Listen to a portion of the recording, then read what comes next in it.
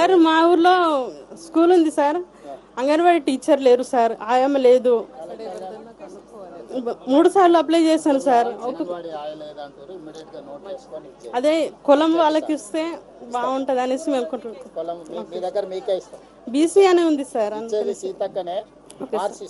Okay okay. ఇంకా water లేవు sir. Collector గారు ఈ ఊర్లో అంగన్వాడీ సంబంధించిన సమస్య, తాగనిక నీళ్ళ సమస్య రెండు ఎంబడే పరిష్కరించి సార్ మా ఊర్లో స్కూల్ ఉంది సార్. అంగన్వాడీ టీచర్ లేరు సార్, ఆయమ్మ లేదు. 3 సార్లు అప్లై చేశాను సార్. అదే కులం వాళ్ళకి ఇస్తే బాగుంటది అనేసి మేము బీసీ అనే ఉంది సార్. Okay okay. ఇంకా వాటర్ లేవు సార్.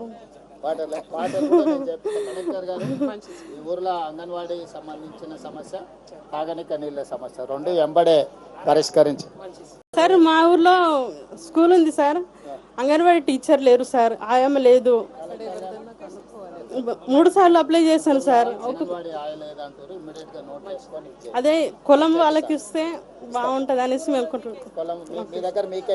బీసీ అనే ఉంది సార్. Okay okay. ఇంకా వాటర్ లేవు సార్. కలెక్టర్ గారు ఈ ఊర్లో అంగన్వాడీ సంబంధించిన సమస్య, తాగనిక నీళ్ళ సమస్య రెండు ఎంబడే పరిష్కరించి సార్ మా ఊర్లో స్కూల్ ఉంది సార్. అంగన్వాడీ టీచర్ లేరు సార్, ఆయమ్మ లేదు. 3 సార్లు అప్లై చేశాను సార్. అదే కులం వాళ్ళకి ఇస్తే బాగుంటది అనేసి మేము బీసీ అనే ఉంది సార్. Okay okay. ఇంకా వాటర్ లేవు సార్.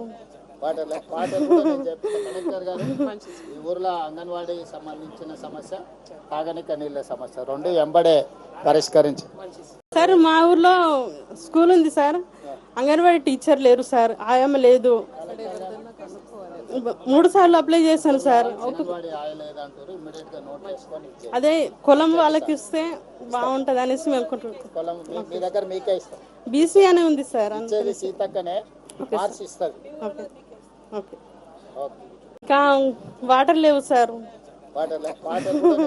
కలెక్టర్ గారు ఈ ఊర్లో అంగన్వాడీ సంబంధించిన సమస్య, తాగనిక నీళ్ళ సమస్య రెండు ఎంబడే పరిష్కరించి బాగుంటది అనేసి మేము బీసీ అనే ఉంది సార్. Okay okay. ఇంకా వాటర్ లేవు సార్. కలెక్టర్ గారు ఈ ఊర్లో అంగన్వాడీ సంబంధించిన సమస్య, తాగనిక నీళ్ళ సమస్య రెండు ఎంబడే పరిష్కరించి